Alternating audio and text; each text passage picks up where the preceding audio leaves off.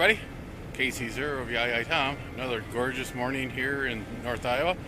First official day of spring, and I can honestly say there's not a bit of snow in my yard. All my little snowbanks are gone. It's springtime, camping season's coming around the corner, along with boating, hiking, all that fun stuff we like to do up here in North Iowa, southern Minnesota. About this time of the year, everybody's getting their rigs out, or getting different rigs, new rigs, used rigs. Nothing wrong with buying a used rig.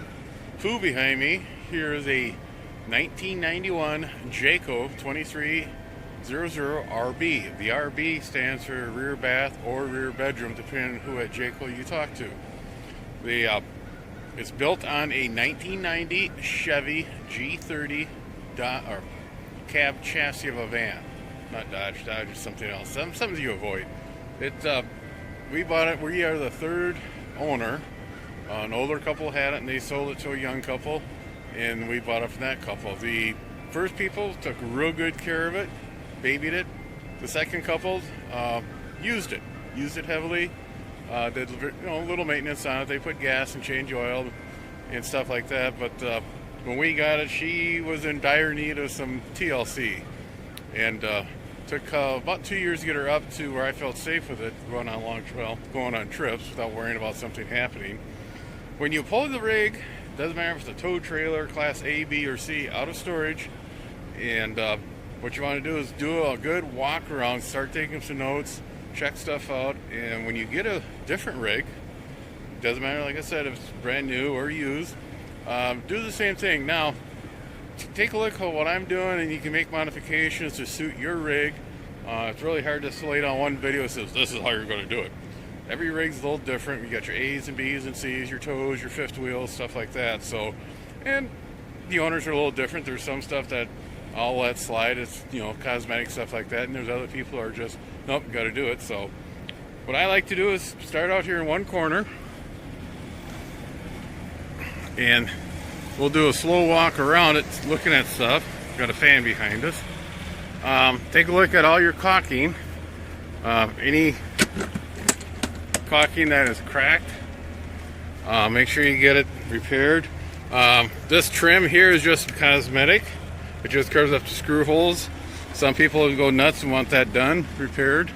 Here's a good example where we got some cracking up along here. What I'll probably do is take and peel that off and replace it. Take a look up here where the awning is. Pooh is indeed of a good bath, and that'll probably be coming up next weekend. We got our furnace and our refrigerator panels, hot water panel,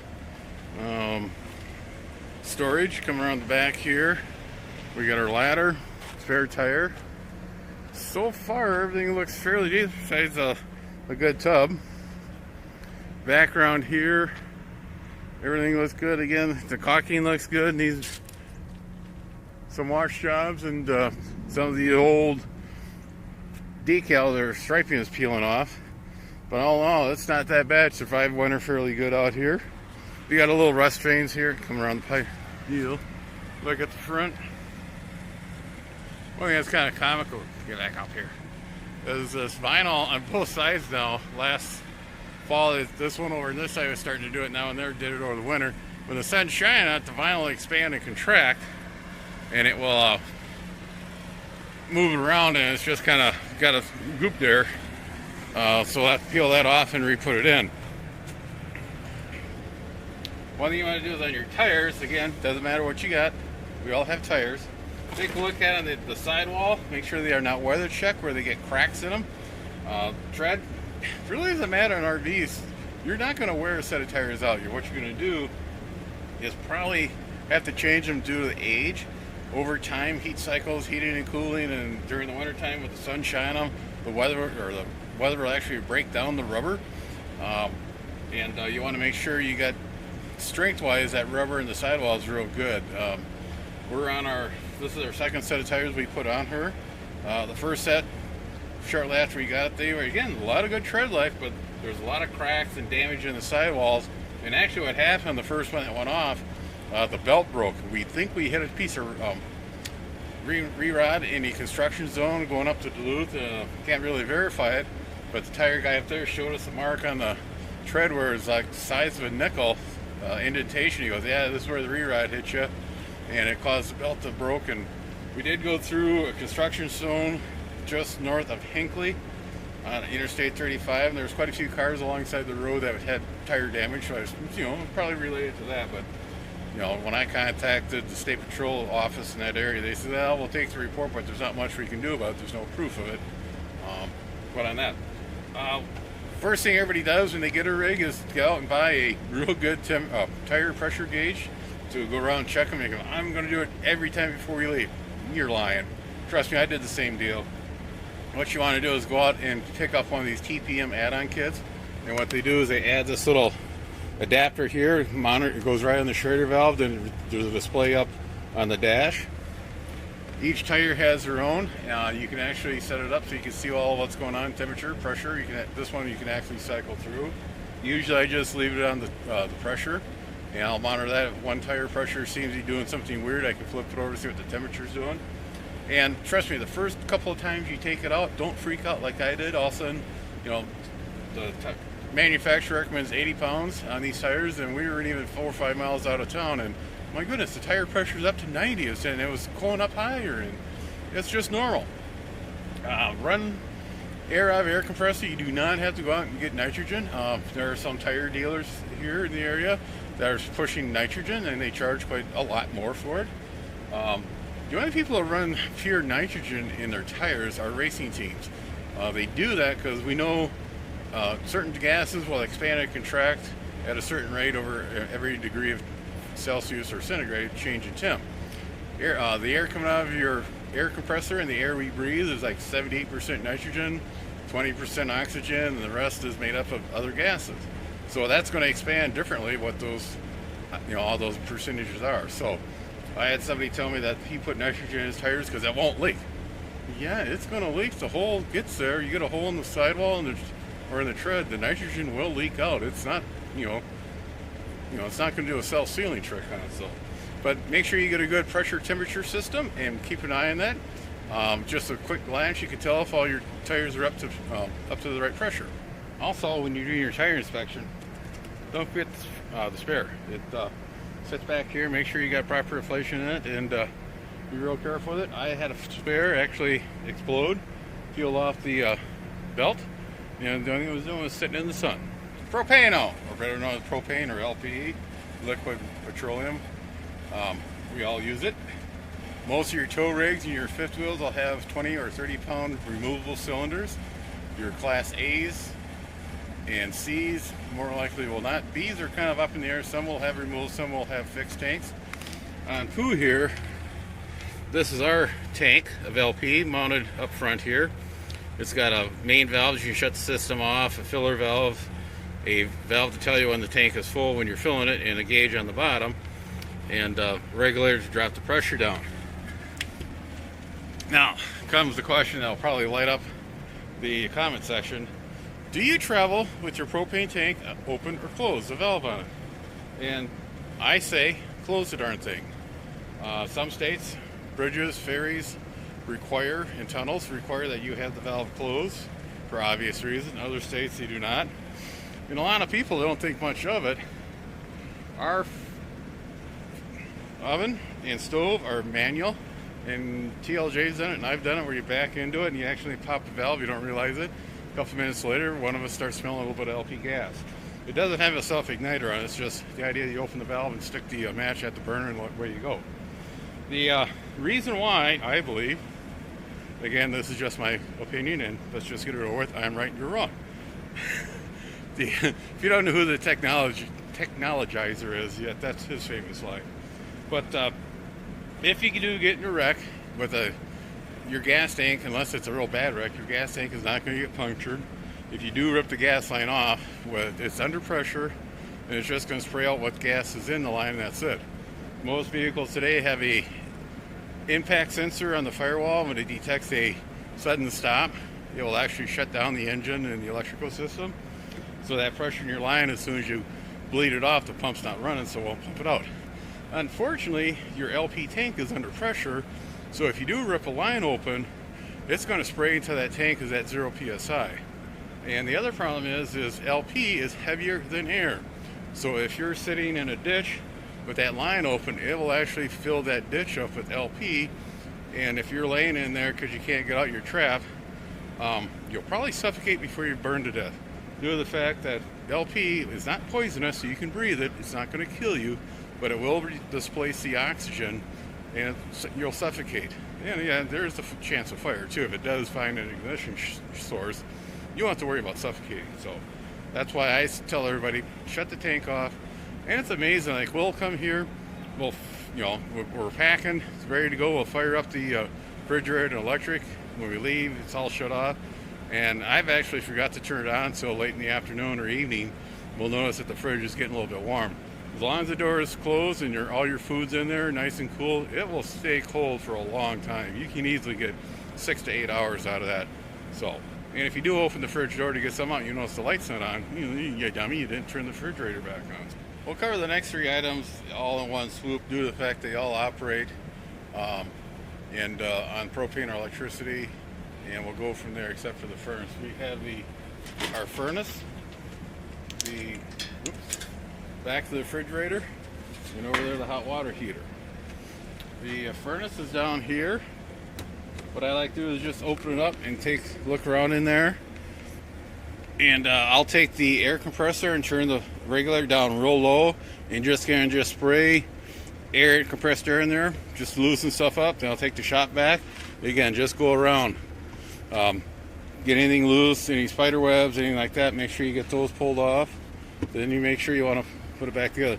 Now, one thing you can do, I haven't done it to this one yet, is on the instructions here, wipe this all clean, then take some of that clear packing tape and cover this up to protect the print. Make it last longer. Same with up here on the motor. This motor does have a bearing. It's not a bearing, it's a sleeve that's going bad on the shaft. It's a squeaky problem. When you first fire it up, it squeaks for a couple minutes and it goes away. It's just a matter of time. Instead of being a squeaker, it's going to lock that shaft up. That'll be a real good video. Refrigerator, same deal. Take that air compressor nozzle and just spray around in here. Loosen up all the dirt, bugs, stuff like that, and go in and vacuum it out. We'll go over here to the hot water heater. Fairly simple. We'll have a project later on this summer on this girl. We're going to add the electric option to it. And again, air goes in here, and the gas for the combustion comes out here. Behind over here, there's a water jacket to heat the water up. Very simple. Now the next item is all your cargo doors, all your storage. Make sure the doors are okay. One thing that I have to do is this nut here on a couple of the doors is loose. I'll have to go through and make sure they're tight. The locking mechanism is in the right position, so we can make sure the doors are nice and secure. Again, what I like to do in the springtime, pull all this stuff out, take a look at it, make sure nothing's damaged, all the chairs are in good shape, and if there's anything in there that we haven't used in the last year, I have a lawn chair in there which has been out except for during spring inspection. It's going out this time, it's not going back in. Again, just make sure everything looks good, put it all back in there. Everybody has their way they push stuff in for maximum storage. Take the time to take a look at your awning legs. Put the awning out, check the canvas tarp or the vinyl, whatever type you have. Make sure it's in good shape. It goes in and out. One of the good things about this parts shortage is a lot of RV manufacturers cannot get parts for ladders, so a lot of rigs are being shipped without ladders. And it's a good reason not to put a ladder on. Again, you got more holes in the sidewall up on the roof, but you really shouldn't be up on that roof unless you absolutely have to be repairing something. Everybody thinks, well, I can go to a race or drag race or something like that, or go up on the roof and watch everything.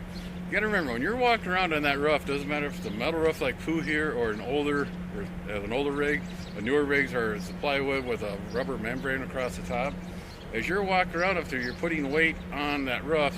It's going to move up and down a little bit, so when you have something going through like the air conditioning unit, vent pipes, vent hoods, like that, you're going to cause that seal to fail. Now you're going to have a water leak. Best to stay off from them so you don't ruin the seal around there. And if it's slippery, a little bit of moisture from the air conditioner running or dew in the morning, it's going to be slippery. We hate to have anybody fall off and really get seriously hurt, or worse yet.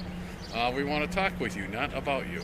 And on the business side, or the driver's side of the rig, We got all the stuff we got to do. One section, it's the cargo area. Again, we'll open it up, look inside there, check the locks, sort everything out, make sure everything that's in there is being used, anything that's not being used, check out. And the other two bays are, we got a battery bay, which is, I've already inspected that, looks pretty good. Then we have a bay that we store all our equipment that we use to add water and dump the water and electrical, stuff like that. Electrical, check your cords. Over the last year, as you can see, my strain leaf on this molded plug has come free. This is something I have to replace this summer, actually this spring, soon. Now the strain relief is the actual wires, and we don't want to be using the wires as strain relief because their main job is to supply power to the rig.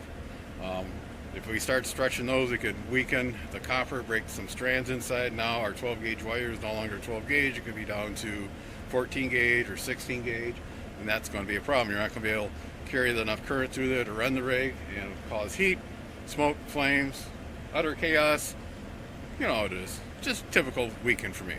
Okay, once you've inspected the electrical run into the rig and it's tight, most of the time they go into some type of junction box, make that set good and tight. I'd show you mine, but it's in a dark hole, you won't be able to see anything. Surge suppressor, this is a little middle of the road one. I was actually shopping for a low end one with just LEDs to tell you if you have high power or low power or if you're good. And I came across a ad on, I think it was Craigslist. Guy in Mason City had traded in his tow trailer for a fifth wheel. It had this built in, so he was selling this and a few other items, and I was able to make a deal, and we met at the parking lot at the college I work at.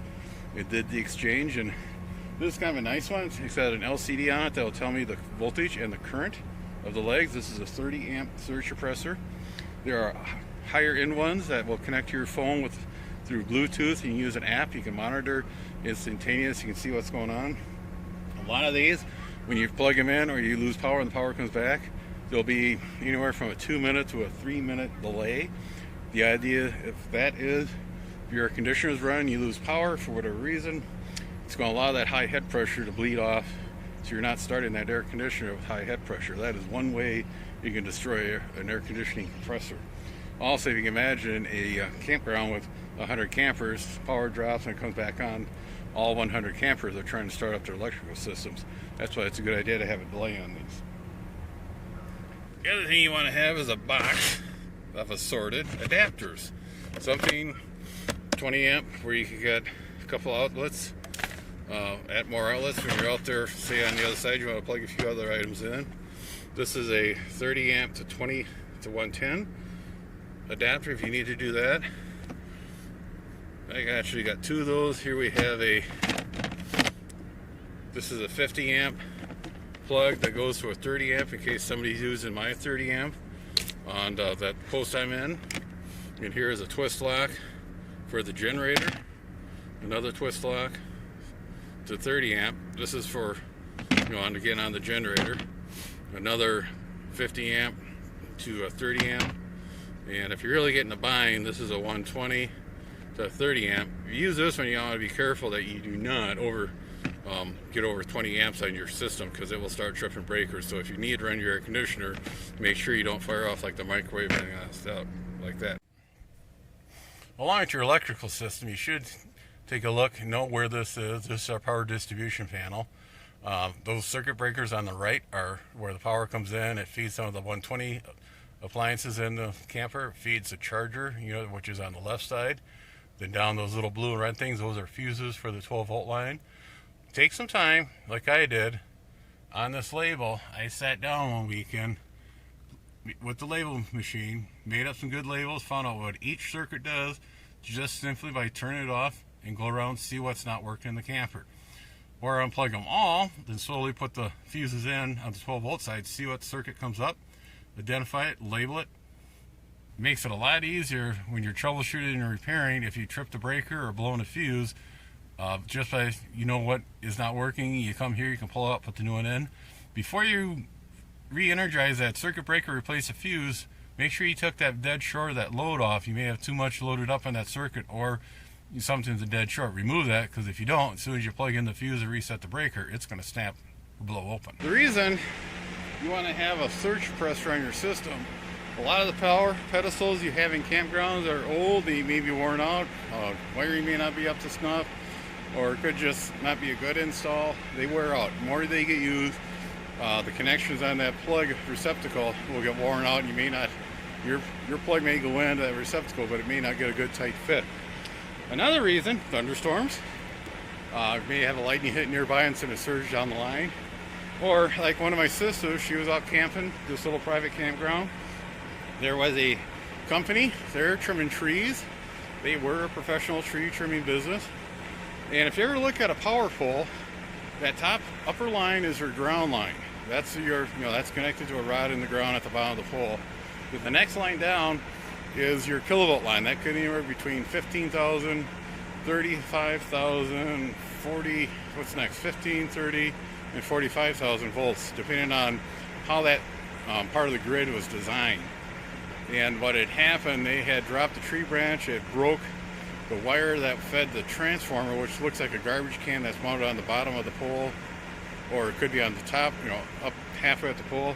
What that that takes that 15,000 volt or whatever 1,000 volt line, converts it down to 240 volts, so you can run your appliances in your camper.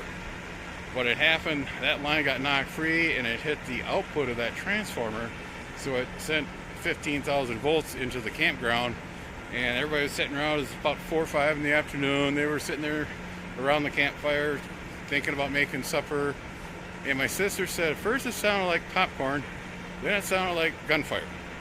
What had happened, that 1,000 volts going into people's trailers were, if they had a surge suppressor, it was popping off.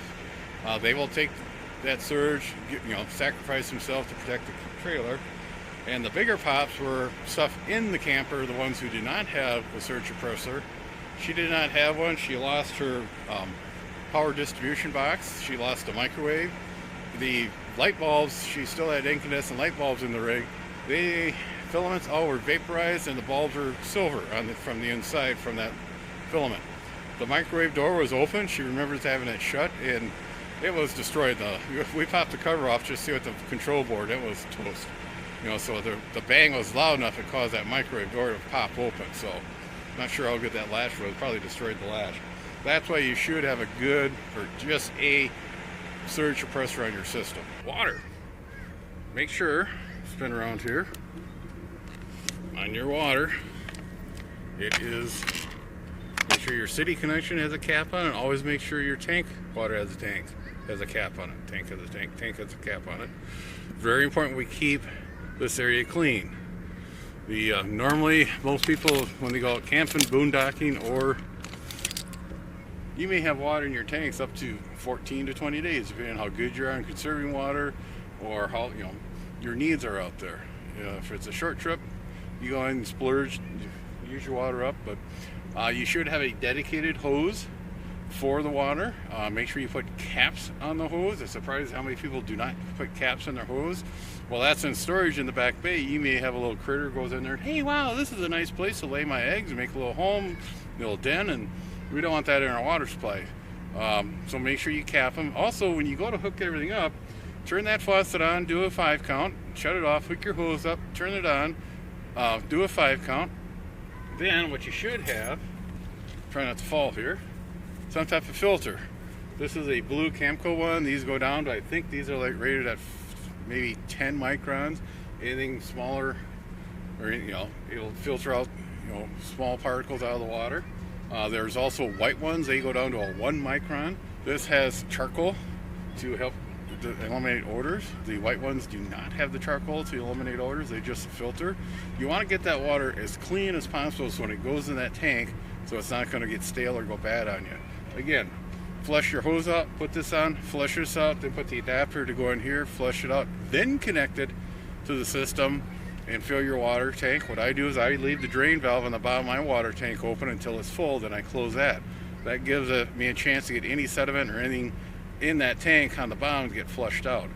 When I pressurize the city lines, I'll have all the drain taps open, allow the water to get flushed out of there, then I slowly will go through and close all the taps, then run water through each faucet, make sure they're purged, the air's out of the system, and they have a chance to get flushed out. And over here, we have a good selection of adapters. Got a 2-banger, split a hose spigot into 2, single shut off, Probably the most important thing you need in some campgrounds is a pressure regulator. This is the low end one. There are other ones that have the pressure gauge and they're adjustable. Your water filter, this is what we call a water bandit. If the threads are bucked up on the hose fitting, you can slide this over. It's a good tight seal, and it will let you fill your fresh water tank. You want to do this and make sure the water is clean as possible so it lasts the longest. Some people will not drink their water when they go camping for whatever reason. They take bottled water, that's fine. Other people will not fill their water tank until they get to the campground. I'm going to save mileage. I'm going to save gas. Trust me, you're only going to maybe get 300 to 400 pounds of water on board. If you're worried about that affecting your gas mileage, there's a lot of other things. We'll do a video later on this summer on things you can do to improve your gas mileage. And none of them has to do about shorting yourself on water. The reason I tell people to use your water from your house to fill up, you're used to that water. You know what it tastes like. We go off camping with other people who get there, they fill the water tank up at the campground, and the first thing out of their mouth is, this water tastes funny. I don't think it's good water. You're used to, like here in town, chlorinated, treated city water. You go out to some of these campgrounds, it might be a sand point, and that's it. It's probably barely needing water quality testing, so it's not going to be filtered good. You probably got a coarse filter to get the sand out.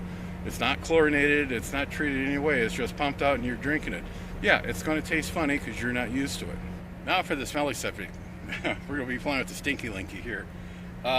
Dropping your gray and your black water tank. Probably a lot of people don't like doing this. I know a few people, they refuse to let their kids use the bathroom so they don't have to drop their black tank. You bought it and you're ready, use it. Okay, it's not that bad. I've done it many times. I was doing it when I was growing up and we'd go camping as a family. The old man had me do it all the time. Again, stinky slinky on this rig is on the back bumper. There's a special carrier for it. Inspect that, make sure the hose clamps or the fittings are good and tight. You don't want that thing to pop open while you're in the process of dumping the tank. Make sure the walls look good on it. There's no soft point or like holes in it. Again, have a little box made up. Black tote for the black water. Again, have a dedicated hose. You don't want to be using a hose to flush your system, then use this to fill your water tank, your drinking tank. Not a good deal. Clear tube so you can see the floaties go by, so you know if your system's good and clean. A good elbow with the adapter rings and the screw rings to make sure you're in there tight so this doesn't flop out, go around.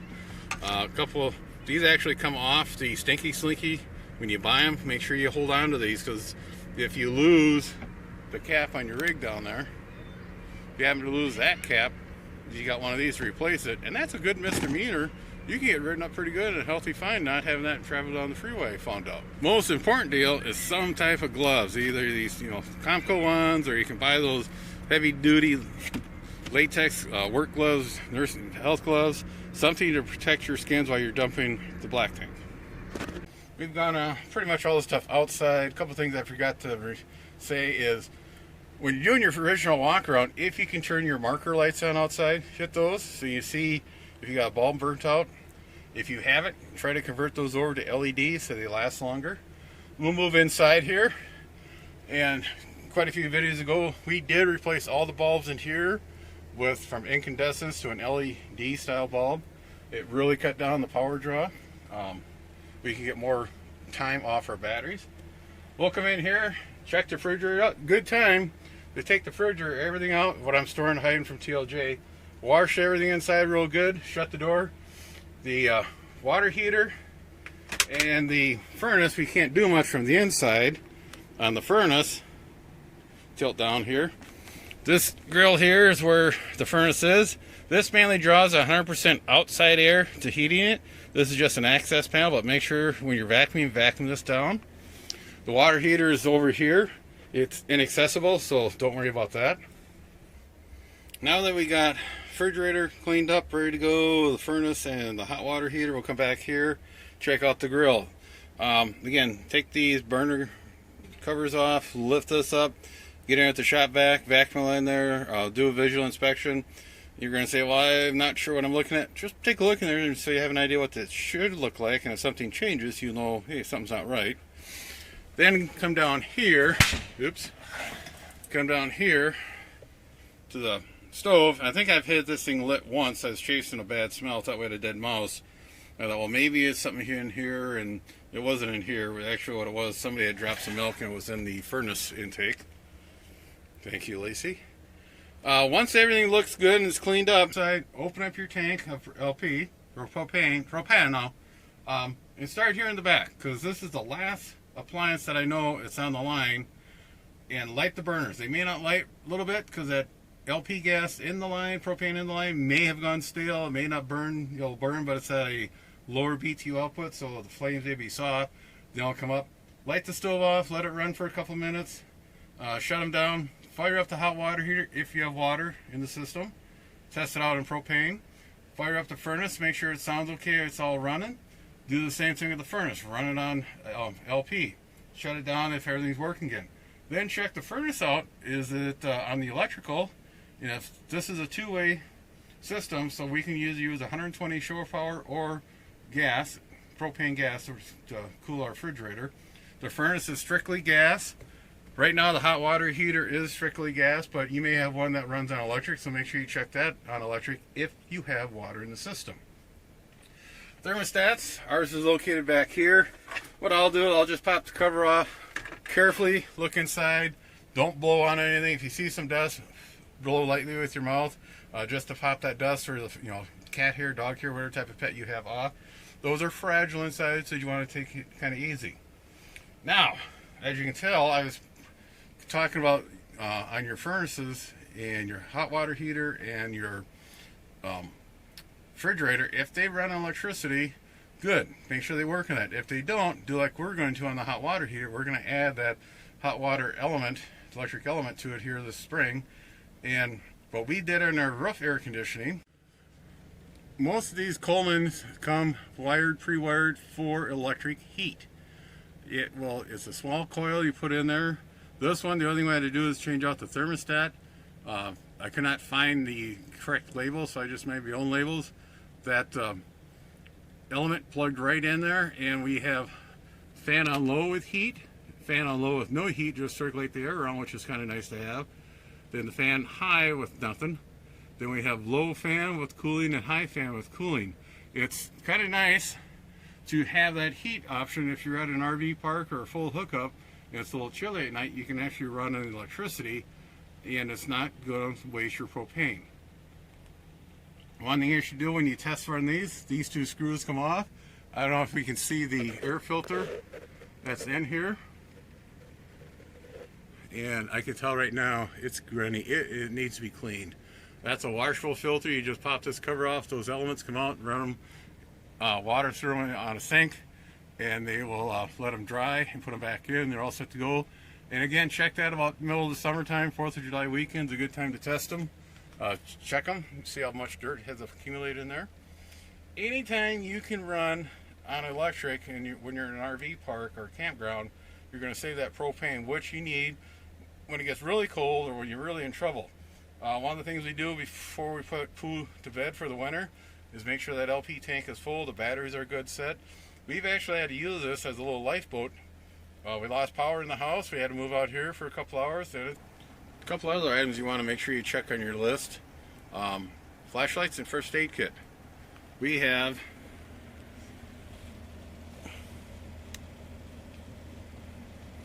two flashlights here mounted on the door. These are Streamlight. Streamlight's real big in the public safety agencies, police, fire, ambulance. They are rechargeable batteries. We have quite a few of these around here. And what I do every year, and I have these all labeled alphabetically, that's F, and the other one I believe is G. Each car has one. The house has a couple now here. What I'll do, I'll buy 2 new batteries, put them in the car. So those batteries in the car are 1-year-old. They'll get moved out to the ones in the house and the cargo van. So those are coming out of those 2 places that are now 3 years old. They'll go into out here. Then these are moved to another location in the house. So by the time they come out of the house, they're 4 years old, which is more than normal for an NiCad battery. The reason they last so long is they're always under charge, a small trickle charge keeping them up. Another thing you should have, a couple of these, fire extinguisher. Always when you walk by, make sure you can push this little green dot. It should pop back out. If it doesn't, replace the fire extinguisher. What I want to do is get a couple of those small kitters Mount one behind the driver's door. Driver's seat up here in the front, and I want to find a spot to put it outside. Probably my cargo bays are full, so I'm looking for somehow to mount it somewhere. So if I'm outside, I need it.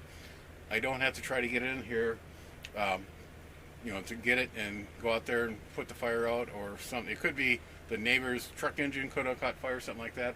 Just somewhere that's handy outside.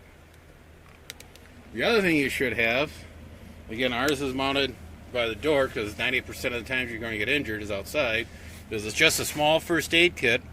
We bought this at a dollar store and supplemented it with some more bandages, gauze. We make sure in the fall we take out if there's any creams or eye flush, anything like that, any liquids, you take those out so it doesn't freeze. Pretty much all that stuff. TLJ has a small bin that she has all her summer makeup, hair products, and we put our toothpaste in there in the bathroom, and we bring that out here when we go camping. We'll throw in like aspirins, burn cream, anything like that, water eye solution, so if you do get something in your eye, you can wash it out. Then we unload it and the camper goes back in the house. So pretty much you try to keep just dry products out here so it doesn't freeze or go bad. Any aspirins you keep out here, check the expiration date or anything like that. Alka-Seltzers, Tums, make sure that everything has some type of expiration date. Make sure you don't exceed it. So, no, we're pretty much got everything here. Again, walk around, check everything. We got some latches outside they got to fix. We got some other stuff inside here. A few of my wire moldings that the glue has dried up and come down, is starting to peel off. So I'll add a little hot glue to those. Everything, all in all, looks pretty good. Just a small short list to get ready for the springtime. One thing you want to make sure is your toolbox. My toolbox is in the basement right now with all the AV equipment. And make sure it's just a small toolbox, just a couple screwdrivers, one of each flavor.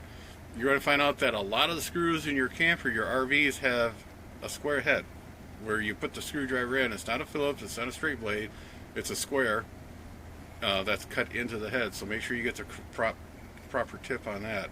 Have some electrical tape, some of the roof patching tape in there, along with, again, pliers. I keep a good supply of fuses in case we have with a bullet fuse. I have fuses, volt ohm current meter in there, so I can do a little troubleshooting if we haven't run into a problem or somebody next to us having a problem. Pliers, small screwdrivers.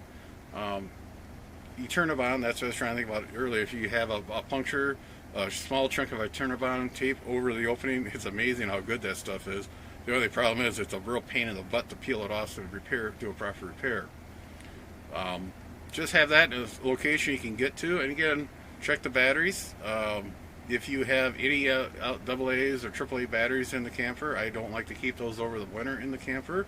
We have in the bin down here, we call it the USB bin. That's where we keep a lot of the cables to charge the phones. We got a couple of USB lights, a couple fans that run off USB, just a lot of that odds and ends stuff. And usually I put a Ziploc bag in there with probably like 6 or 8 AA's, 6 or 8 AAA's, so we have a good start of those on the way out. And one of the things that always gets forgotten about is the smoke detector in here and your propane detector. Make sure those are up to date. Fresh batteries in them if you need it, so you want to make sure they're operating the same. I could probably get my daughter Christy to come by and cook in here to test out the smoke detector. I always told her when that thing goes off, the food's more than done. On that, I think we covered everything real good. Again, feel free. If you got anything you do that I did not cover, put them down in the comment section. On that, I'm going to have some fun this spring, guys. 7-3 and gals. Be sure to tell your friends, neighbors, other hams. Subscribe, hit that bell to get notification when new videos come out. Add comments below. 7-3, everybody. Next thing, if it's not installed permanently, which you should have some type of... Thank God I'm not promoting this thing.